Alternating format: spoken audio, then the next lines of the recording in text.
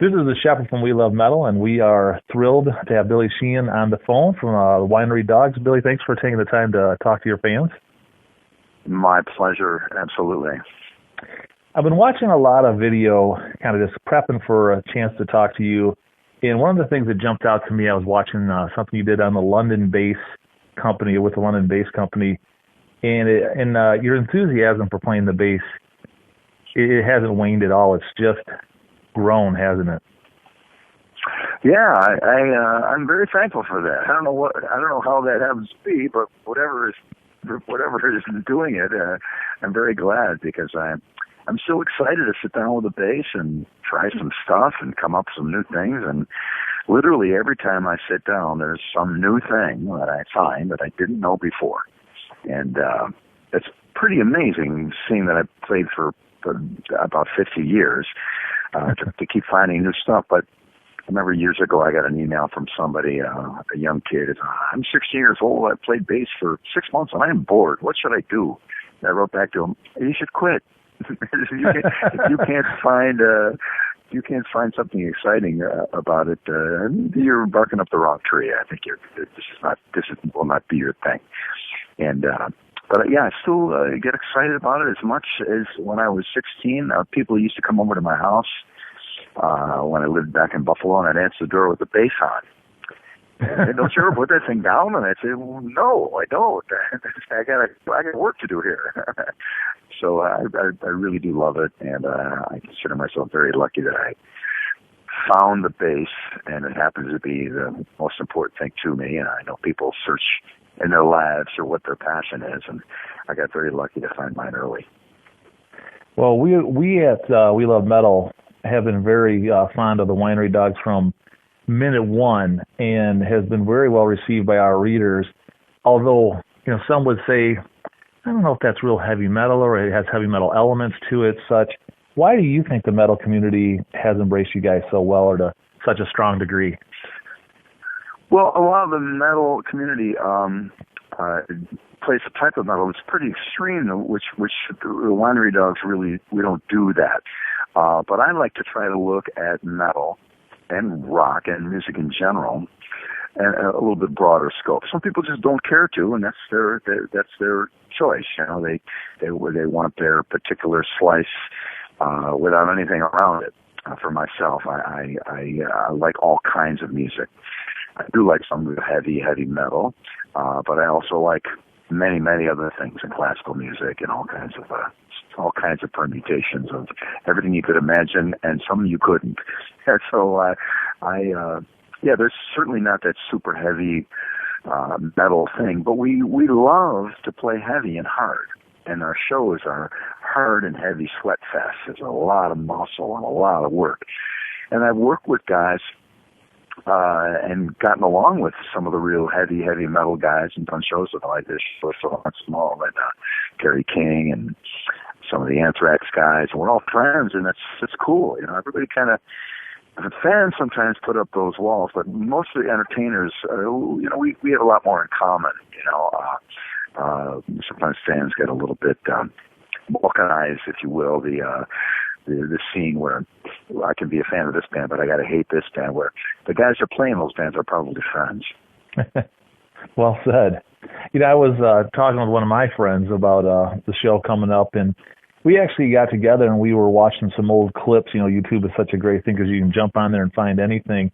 And we were discussing anything, yeah, because we were watching one of your, the Mr. Big show from, I think, 92 in San Francisco was on there, and we watched part of that. And we came to the conclusion, the question that I wanted to ask was, it seems like live, there's been a disappearance of solo work. And, back in the day, Michael Anthony would do one, and the Van Halen brothers would each take a turn, and Paul Gilbert would do one, and you would do one. But it doesn't seem to happen a lot in today's live shows. Do you have a feeling why that is? I think, I hope no one's offended by this, but I do think that a lot of it was abused by people that really did not have the soloing thing down. To play an unaccompanied solo doesn't just mean the band stops and then you play. I mean, it actually be on stage and command the stage by yourself. It takes a lot of experience and a lot of work. I first started doing unaccompanied solos back probably before you were born. So a long, long time. And putting together a piece of music by yourself that you play as a solo and have it be entertaining is a key element. I remember some of the first articles I ever did, people asked me what my goal was. I said, I'd like to play for 30 minutes alone on stage and not have anybody be bored. Was a key element of that, not have anybody be bored. So the entertainment aspect and the compositional aspect of doing an unaccompanied solo are important in order for it to work. And I think a lot of guys just said, solo, that means you guys stop and I do my thing? Okay, cool. It's just not that easy. So I think the audience responded appropriately, and they got tired of hearing people solo that, you know, they might have been better off playing ensemble, or eventually, I'm sure anybody can do it. I'm sure anybody's capable of doing it, but it does take some doing. And I think a lot of guys got up there and did solos that, you know, really did not have the I'm all by myself on stage experience that I think is required. I might be wrong on that. It's just one man's opinion, but I think a lot of guys got up there and kind of poisoned the well, so to speak. Okay, along with that, not in any braggadocious manner, but you're a member of a band that has just all-star talent. What do you appreciate the most about the guys you're playing with? Well, their talent and also their experience. Between Mike and Richie, I don't know how many records all three of us have made, but I'm sure it's hundreds, literally, played on or been involved with. Pardon me. So that experience, again, when you're putting things together and making things happen and putting songs together and sequencing songs on a record and recording them, man, it's worth its weight in gold. To just have people that have done it so many times, you kind of automatically know what's needed next, what you got to do, and how it's supposed to go. And so their experience is a great value.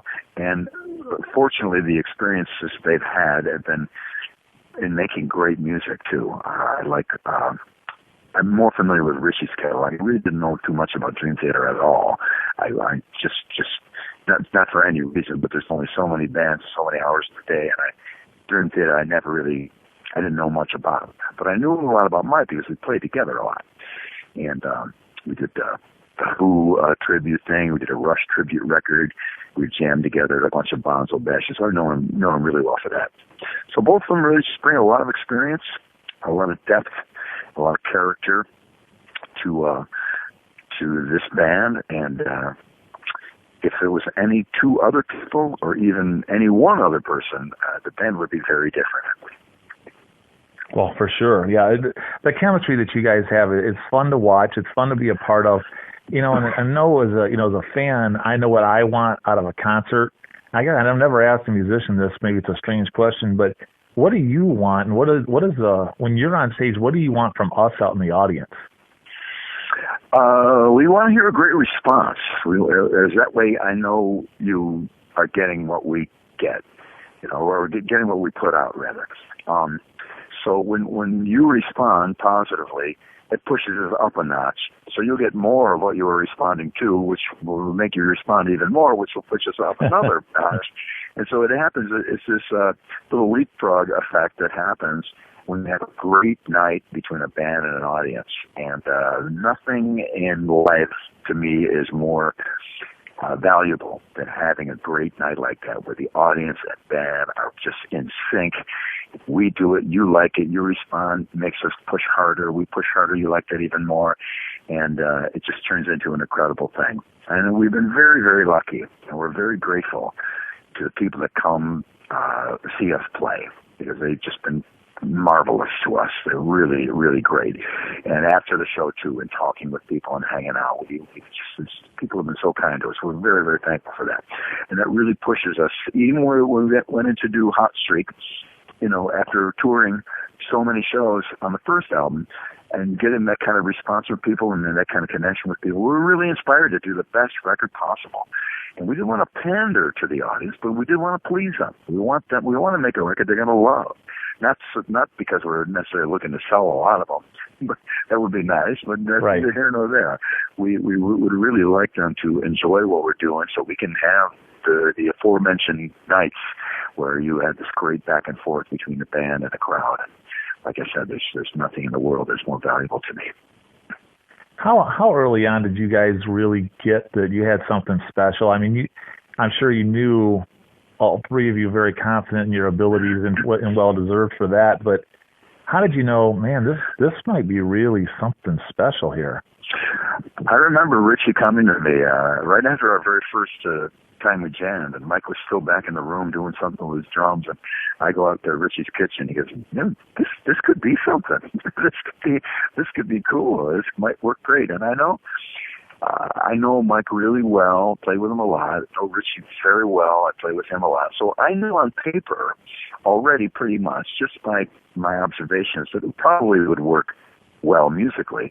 How will it work personally? And sometimes it's almost even more important, because if the band can't get along together or communicate well or solve problems or have a fight once in a while and be able to come back from it as friends, then it could spell future disaster. And right away we got on very well. So I was confident from our very first jam. Richie was, I believe, inspired by it as well. And then, sure enough, later on, as we began to talk about it, we just felt comfortable with making a band as opposed to a side project. We're in a band, we're committed.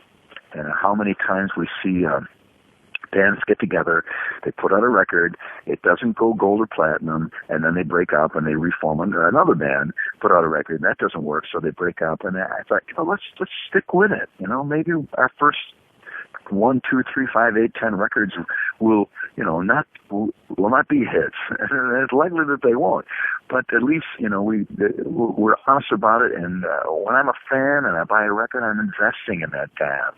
I'm investing my emotion more so than my $10 or $20 that I pay for it. I'm investing my emotion to that band, so I don't want to change or break up. So from the very beginning, when we saw that this chemistry was working musically and personally, we right away we were again inspired even more to commit ourselves more fully and go deeper in songwriting and performing. And so it was pretty much in the first couple of days that all this thing really started to look great. Well, one of the things I know as a fan, having seen you so many times, and with the Winery Dogs as well, is there's a maturity to what you guys do. But I think when you watch a band and you can tell, I don't know if you can really tell, but you're just guessing it away. But as a fan, if it looks or it appears like you guys on stage are having fun, that makes me have more fun. We're talking about kind of the go back and forth, between the you guys on stage and us in the audience. But you guys just look like you're just having a riot. And then there's other times where it's just really sensual and really intricate and involved, and you guys are kind of lost in your instruments, which is cool as well. But is it as fun as it appears to us? It is an absolute utter riot. Performing live in front of a crowd, and when it's going good and the crowd is responding and everything is working, it's better than any drug you could possibly concoct in any laboratory or whatever. It's just incredible. It really is a blast. And I love playing. And I look out and I see a sea of smiling faces of all my friends out there. I consider them more friends than fans, of course. And it doesn't get any better. And then there's free beer in the back, too. So it's the cherry on the cake. Oh, I would say that's a pretty darn good day, huh? That's cool. We're speaking here with Billy Sheehan, Winery Dogs, a Double Down World Tour, and it will be tonight. It is in the Green Bay area, Ashwaubenon, and then tomorrow, St. Charles, Illinois at the Arcata, and then Hazard, Kentucky, and then Michigan, and I think back to your hometown of Buffalo on July 5th. So it's kind of we're doing a hometown show there for me. It's sold out in like about 2 or 3 days, so it's going to be a great night. Excellent. Well, I know time is precious, and you've got some things to do. I hope you enjoy this beautiful day, and we will see you strong in St. Charles tomorrow night. Thanks so much for taking the time and for all your passion. Absolutely. My pleasure. Thanks for talking to me today, and we'll see you tomorrow night.